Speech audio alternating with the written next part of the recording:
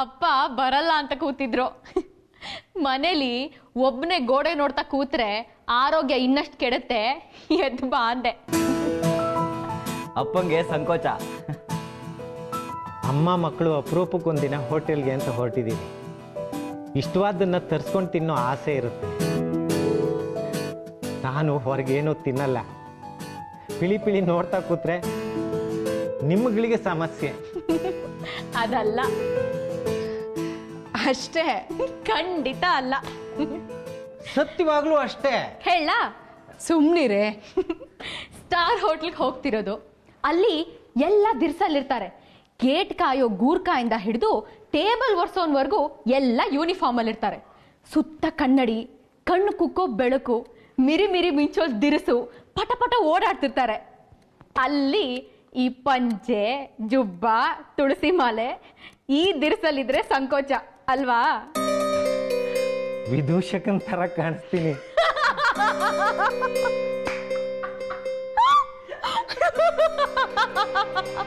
ನೀನೇನ್ ನಗೋದು?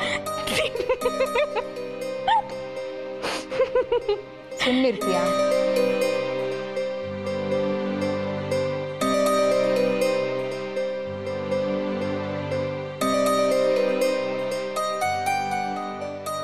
ನಿಮ್ಮಗಳಿಗೆ ಸಂಕೋಚ ಆಗತ್ತೆ. ನನಗೇನು ಸಂಕೋಚ ಇಲ್ಲ. ನನ್ನ ಮಕ್ಕಳು ನೀವು, ನಿಮಗೇನು ಸಂಕೋಚ?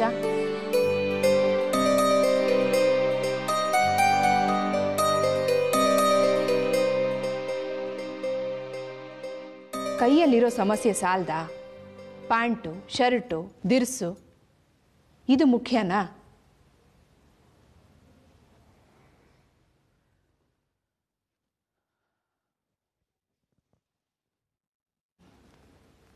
ವಿಚಾರಿಸಿದ್ದೀನಿ, ಆಪರೇಷನ್ ಸಾಧ್ಯ. ಹೃದಯದ ಶಕ್ತಿ ಕಡಿಮೆ ಆಗಿದೆ, ಹಾಗಾಗಿ ರಕ್ತ ಸಂಚಲನೆ ಸರಿ ಇಲ್ಲ. ಅದು ಸಮಸ್ಯೆ. ಆಪರೇಷನ್ ಮಾಡಿ ಹೃದಯದ ಕ್ರಿಯೆಗೆ ಸಹಕಾರ ಆಗೋ ಹಾಗೆ ಹೊರಗೆ ಒಂದು ಉಪಕರಣ ಜೋಡಿಸೋಕೆ ಸಾಧ್ಯ ಅಂತಾರೆ. ಖರ್ಚೆಷ್ಟಾಗತ್ತೆ? ಒಂದು 6-7 ಲಕ್ಷ ಅಂದ್ರು.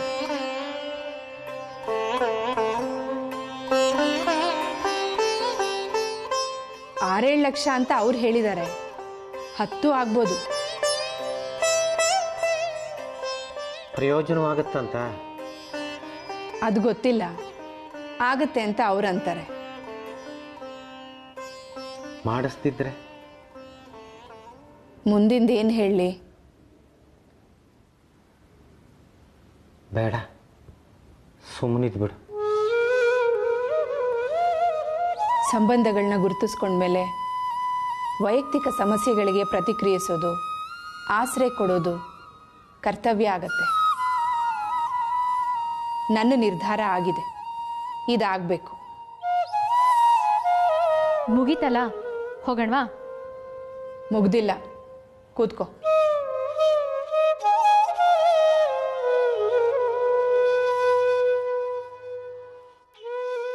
ಸೇವಿಂಗ್ಸು ಅಂತ ಏನೂ ಇಲ್ಲ, ಆಸ್ತಿ ಪಾಸ್ತಿನೂ ಇಲ್ಲ. ಇಲಾಖೆಯಿಂದ ಹಣ ಸಿಗಲ್ಲ, ಸಿಕ್ಕರೂ ಪೂರ್ತಿ ಸಿಗಲ್ಲ. ಸಾಲ? ಇಷ್ಟು ದೊಡ್ಡ ಮೊತ್ತದ ಸಾಲಕ್ಕೆ ಇಲಾಖೆಯಿಂದ ಪರ್ಮಿಷನ್ ಬೇಕು. ಕೇಳ್ತಾರೆ, ಹ್ಯಾಕ್ ತೀರಿಸ್ತೀರಿ ಅಂತ. ಬರೋ ಸಂಬಳ ಖರ್ಚಿಗೆ ಸಾಕಾಗಲ್ಲ, ಅದರಲ್ಲೇನು ಉಳಿಸೋಕ್ಕಾಗಲ್ಲ. ಅಲ್ಲಿಗೆ ತೀರ್ಸೋಕೆ ದಾರಿಗಳಿಲ್ಲ, ಇಲಾಖೆಯಿಂದ ಪರ್ಮಿಷನ್ ಸಿಗಲ್ಲ. ಸೊ ಸಾಲ ಸಾಧ್ಯ ಇಲ್ಲ. ಮತ್ತೆ ಒಂದು ದಾರಿ ಇದೆ, ಹೇಳೋದು ಹೇಳ್ಬಿಡ್ತೀನಿ. ನೀವು ಸಹಕರಿಸಿದ್ರೆ ಸಾಧ್ಯ. ಮುಖ್ಯ ನಿನ್ನ ಸಹಕಾರ.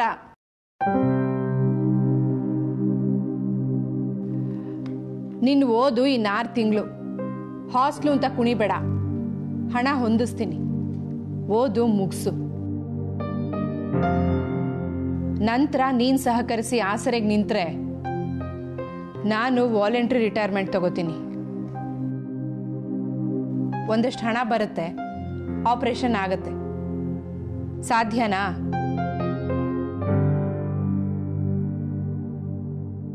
ಮುಂದಕ್ಕೆ ಓದ್ತೀನಿ ಅಂದ್ರೆ ನಿನ್ನಿಷ್ಟ, ಇದಿಷ್ಟೇ. This is not fair. ಜವಾಬ್ದಾರಿ ನಂದು ಅಂತಂದು ಕೆಟ್ಟವನಾಗಿ ಮಾಡ್ತಿದ್ಯಾ. ಒಳ್ಳೆಯೋನಾಗು, ನಿನ್ನ ಕೈಲೇ ಇದೆ. ಮತ್ತೆ ನನ್ನ ಭವಿಷ್ಯ?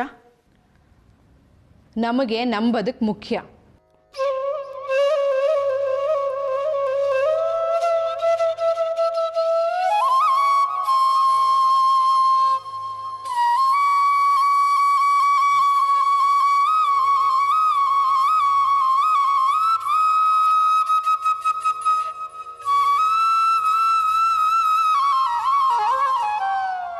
ಹೇಳಿ, ನಿಮ್ಮಗಳಿಂದ ಏನು ಸಹಕಾರ ಸಿಗ್ಬೋದು?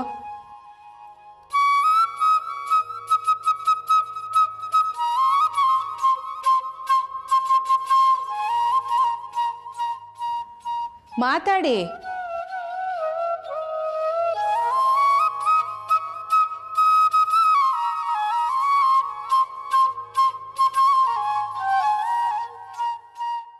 ಮನೇಲಿ ಕೂತು ತಲೆಗೊಂದು ಮಾತಾಡ್ತೀರಿ.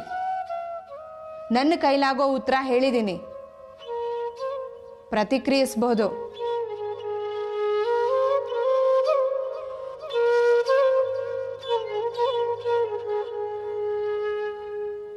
ಭಯ ಬೇಡ. ಪ್ರಾವಿಡೆಂಟ್ ಫಂಡ್ನಲ್ಲಿ ಬ್ಯಾಲೆನ್ಸ್ ಎಷ್ಟಿದೆ ಅಂತ ವಿಚಾರಿಸಿದ್ದೀನಿ. 5 ಲಕ್ಷ ಇದೆ.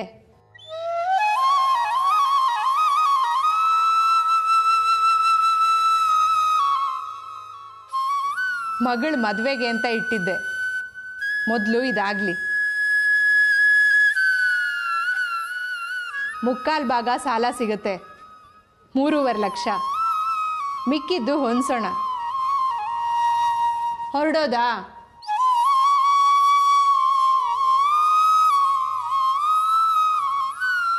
ಸಪ್ಪಗಾಗಿ ಹೋದ್ರಲ್ಲ. ಸಮಸ್ಯೆಗೆ ನಾನು ಉತ್ತರ ಹುಡುಕಾಯ್ತು. ಈಗ ಊಟ ಬಿಲ್ಲು ನಾನೇ ಕೊಡ್ತೀನಿ. ಗಂಡ, ಮಗ, ಮಗಳು ನಗ್ನಗ್ತಾ ಸಹಕರಿಸ್ತೀರಾ?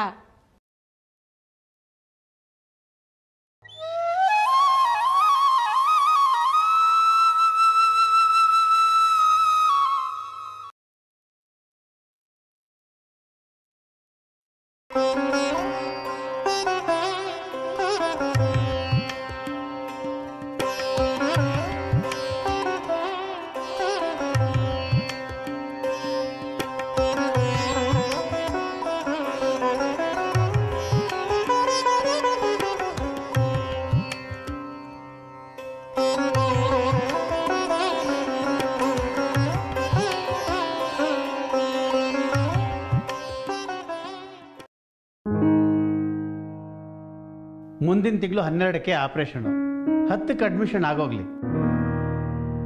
ಈ ಆಸ್ಪತ್ರೆ ಮಲ್ಟಿ ಸ್ಪೆಷಾಲಿಟಿ. ಇಲ್ಲಿ ಎಲ್ಲ ಥರದ ಚಿಕಿತ್ಸೆಗೂ ಅವಕಾಶ ಇದೆ. ಎಲ್ಲ ಥರದ ಸ್ಪೆಷಲಿಸ್ಟು ಬರ್ತಾರೆ. ಡಿಮ್ಯಾಂಡ್ ಜಾಸ್ತಿ. ಪರಿಚಯದವ್ರ ಮಗ ಓನರು. ಹೇಳಿದೆ ಆದಾಯ ತೆರಿಗೆ ಇಲಾಖೆಯವರಿಗೆ ಸಂಬಂಧಪಟ್ಟಿದ್ದು ಅಂತ. ಸ್ವಲ್ಪ ಪ್ರಯಾರಿಟಿಲಿ ಸಿಕ್ತು. ಕೆಲವು ವಿವರಗಳು ಬೇಕು. ಹೇಳಿ. ನಮ್ಮ ಇಲಾಖೆಯಲ್ಲಿ ಹೆಲ್ತ್ ಸ್ಕೀಮ್ ಇದೆ. ಈ ಆಸ್ಪತ್ರೆ ಹೆಸರು ಅದರ ಪಟ್ಟಿಲಿದೆ. ಸರಿ. ಆಪರೇಷನ್ ವಿವರ, ಚಿಕಿತ್ಸಾ ಕ್ರಮ ನೀವು ತಿಳಿಸಿದ್ರೆ ಇದರೆಲ್ಲದರ ಖರ್ಚು ಸರ್ಕಾರ ಕೊಡುತ್ತೆ. ಆಗ್ಬಹುದಾ? ನಿಮ್ಮ ಹೆಲ್ತ್ ಸ್ಕೀಮ್ ವಿವರ ನನಗೆ ಗೊತ್ತಿದೆ. ಇಲ್ಲಿ ICUನಲ್ಲಿ 1 ಬೆಡ್ಗೆ 1 ದಿನಕ್ಕೆ 6,500 ರೂಪಾಯಿ ಚಾರ್ಜ್ ಮಾಡ್ತಾರೆ. ನಂತರ ಸ್ಪೆಷಲ್ ವಾರ್ಡು 1 ದಿನಕ್ಕೆ 4,500 ಕೊಡ್ತಾರ ಅಷ್ಟು? ಈ ಆಪರೇಷನ್ಗೆ ನಿಮ್ಮ ಸರ್ಕಾರದ ಲಿಸ್ಟಲ್ಲಿರೋ ರೇಟು 6,000. ಆದರೆ ಯಾವ ಸ್ಪೆಷಲಿಸ್ಟು 30,000 ಕಮ್ಮಿ ಚಾಕು ಎತ್ತಲ್ಲ. ವಿವರ ಕೊಡೋದಕ್ಕೆ ಸಮಸ್ಯೆ ಏನೂ ಇಲ್ಲ. ನಿಮಗೆ ಸರ್ಕಾರ ಕೊಡತ್ತೆ, ತಗೊಳ್ಳಿ, ಅದಲ್ಲ. ಆದರೆ ಸರ್ಕಾರ ಕೊಡೋ ಹಣಕ್ಕೆ ಈ ಆಸ್ಪತ್ರೆನೂ ಸಾಧ್ಯ ಇಲ್ಲ, ಚಿಕಿತ್ಸೆನೂ ಸಾಧ್ಯ ಇಲ್ಲ. ಯೋಚನೆ ಮಾಡಿ ಹೇಳಿ. ದಯವಿಟ್ಟು 2 ದಿನದಲ್ಲಿ ತಿಳಿಸಿ.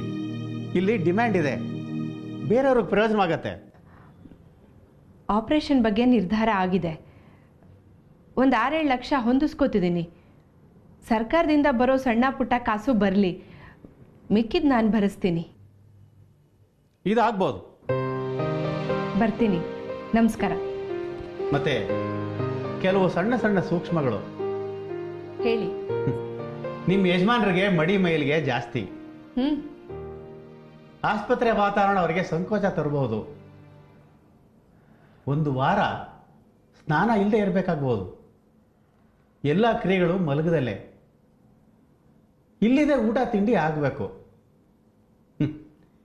ಇದು ಬದುಕಿನ ರೀತಿ ಅಲ್ಲ ಅನ್ನೋ ಭಾವದಲ್ಲಿ ಇಷ್ಟು ದಿನ ಬದುಕಿದವರು. ತಕ್ಷಣಕ್ಕೆ ಬದಲಾವಣೆ ಅಸಾಧ್ಯ. ಗೊತ್ತು. ಮತ್ತೆ ಅವರು ಮಾನಸಿಕವಾಗಿ ಸೆಟೆದು ನಿಂತರೆ ಚಿಕಿತ್ಸೆಗೆ ರೆಸ್ಪಾಂಡ್ ಮಾಡದೆ ಹೋಗ್ಬೋದು. ಬದುಕಿನ ರೀತಿ ಇದೆಲ್ಲ ಅನ್ನಿಸಿದಾಗ ಈ ಬದುಕೆ ಬೇಡ ಅನ್ನಿಸ್ಬೋದು. ಸ್ವಲ್ಪ ಮನುಷ್ಯನ ಮಾನಸಿಕವಾಗಿ ತಯಾರು ಮಾಡೋ ಪ್ರಯತ್ನ ಮಾಡಿ. ಅವಶ್ಯಕತೆ ಬಿದ್ದರೆ ಮನಃಶಾಸ್ತ್ರಜ್ಞರ ಸಲಹೆ ಪಡೀರಿ.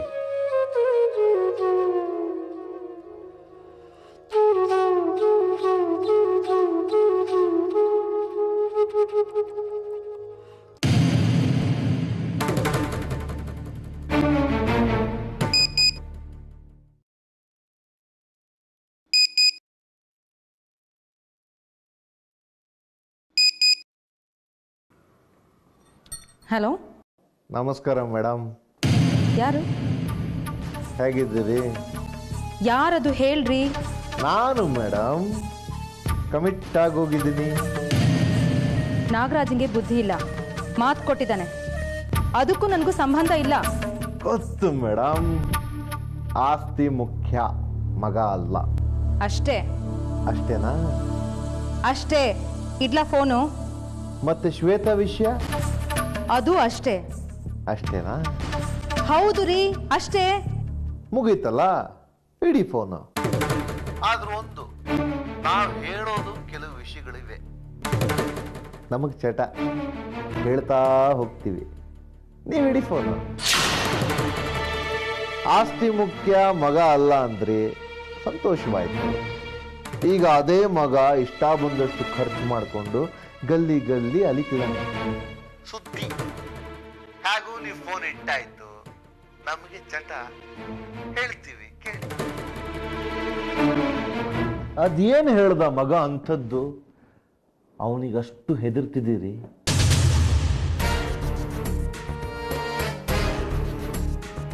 ಶ್ಯಾಮರಾಯರು ಸತ್ರು, ಆಯಸ್ ಮುಗಿದಿತ್ತು, ಸತ್ರು. ಕಾನೂನಿನ ಪ್ರಕಾರ ಆಸ್ತಿ ನಿಮಗೆ ಬರಬೇಕು, ಬಂತು. ಎಲ್ಲ ಸ್ವಾಭಾವಿಕ ಕ್ರಿಯೆಗಳೇ. ಮತ್ತೆ ಮಗನಿಗೆ ಯಾಕೆ ಹೆದರ್ತೀರಿ?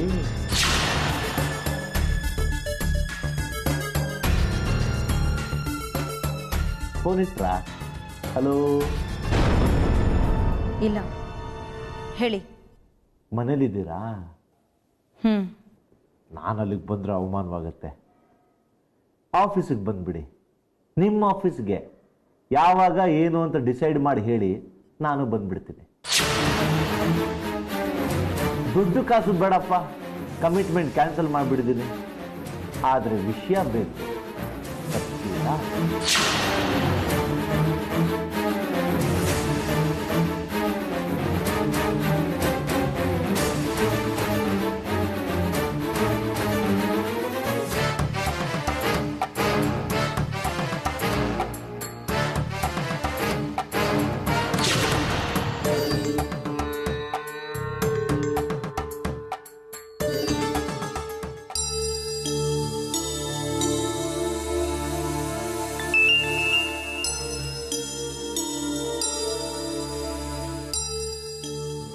ಹಲೋ.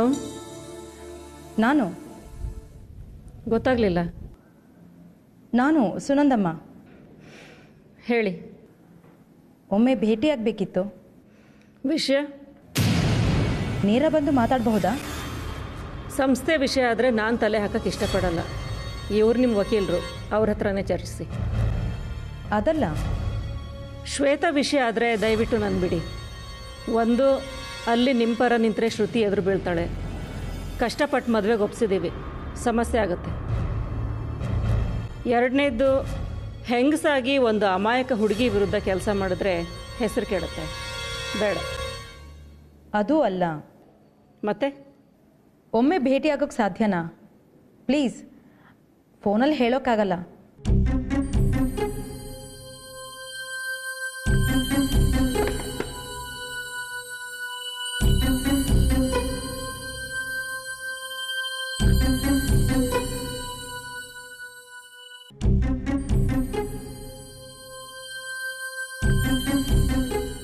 ಲಾಭ ತಲೆಯಲ್ಲಿಟ್ಕೊಂಡು ಎಲ್ಲ ಕ್ರಿಯೆಗಳು ನಡೀತಿವೆ. ಬೆಲೆ ಸಿಗೋದಾದ್ರೆ ಸಲಹೆಗೆ ಸಿದ್ಧ. ಕೂತ್ಕೊಳ್ಳಿ.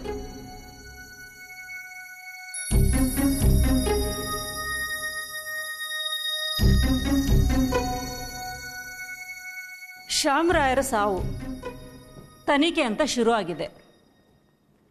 ಕುತ್ತಿಗೆಗೆ ಬಂದಿರೋದು ಅದು ಅಲ್ವಾ? ಸ್ವಂತ ಮಗ ಬರೆದು ಕೊಟ್ಟಿದ್ದಾನಂತೆ. ಸಾವಿನ ಬಗ್ಗೆ ಹೇಳಿ. ವೆಂಕಟೇಶ ನಾಗರಾಜ ಇನ್ಸ್ಪೆಕ್ಟರ್ನ ಎತ್ಕಟ್ಟಿದ್ದಾರೆ. ಸಾವಿನ ಬಗ್ಗೆ ಹೇಳ್ರಿ. ಇನ್ಸ್ಪೆಕ್ಟರ್ ಕಾಸು ಕೊಡಲಿಲ್ಲ, ಅದಕ್ಕಿದು. ಸಾವಿನ ವಿವರ ನನಗೆ ಮುಖ್ಯ, ತನಿಖೆಯ ಕಾರಣಗಳಲ್ಲ. ವಯಸ್ಸಾಗಿತ್ತು, ಸತ್ರು. ಅಷ್ಟೇನಾ? ಅಷ್ಟೇ. ಕಾಯಿಲೆ ಇತ್ತಾ? ಇಲ್ಲ. ಹಾಸಿಗೆ ಹಿಡ್ದಿದ್ರ? ಇಲ್ಲ. ಮತ್ತೆ ನನಗೆ ಗೊತ್ತಿಲ್ಲ. ಸಹಜ ಸಾವು ಆಗಿರಬಾರ್ದು ಅಂತಲ್ಲ, ಆದರೆ ಅಸಹಜ ಆಗಿರೋ ಸಾಧ್ಯತೆಗಳು ಇವೆ. ನಿಮಗನ್ಸಿಲ್ವಾ ಅಸಹಜ ಇರ್ಬೋದು ಅಂತ?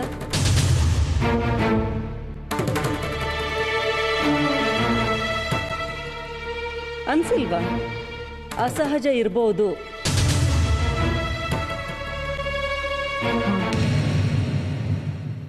ಈಗ ಅನ್ನಿಸ್ತಿದೆ. ಆವತ್ತು ಅನ್ನಿಸ್ಲಿಲ್ಲ?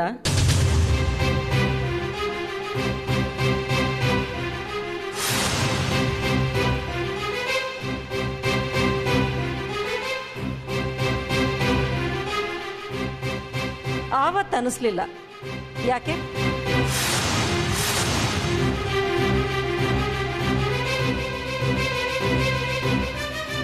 ಇಬ್ಬರ ಮಧ್ಯದ ಸಂಬಂಧ ಹೇಗಿತ್ತು?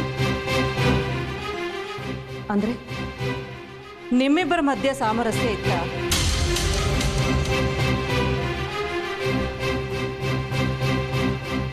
ನಿಮಗೆ ಈ ಮದುವೆ ಇಷ್ಟ ಇರಲಿಲ್ಲ? ಇಲ್ಲ. ದಿನದ 24 ಗಂಟೆ ಸಂಸ್ಥೆ ಅಂತ ಸಾಯ್ತಿದ್ದ ಮನುಷ್ಯ ನಿಮಗೆ ಕೋಪ ಇತ್ತು? ದುಡ್ದಿದ್ದೆಲ್ಲ ದಾನ ಮಾಡ್ತಿದ್ದ, ನಿಮಗೆ ದ್ವೇಷ ಇತ್ತು. ಹಾಗಂತ ಕೊಲೆ ಮಾಡ್ಬಿಡ್ತೀನಾ? ಮಾಡಲಿಲ್ಲ ಸರಿ, ಆದರೆ ಮನುಷ್ಯ ಸತ್ತಾಗ ಏನನ್ನೋ ಕಳ್ಕೊಂಡ್ರಿ ಅನ್ನೋ ಭಾವ ನಿಮ್ಮನ್ನು ಕಾಡಲಿಲ್ಲ ಅಲ್ವಾ?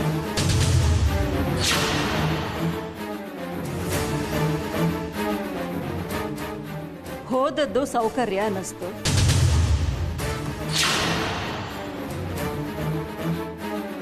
ಅದಕ್ಕೆ ಸಾವು ಅಸಹಜ ಅಂತ ನಿಮ್ಮ ಮನಸ್ಸಿಗೆ ಬರಲಿಲ್ಲ ಇಲ್ವಾ?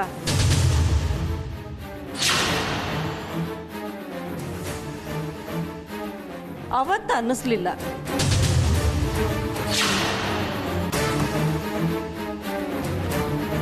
ಇವತ್ತು ಅನ್ನಿಸ್ತಿದೆ.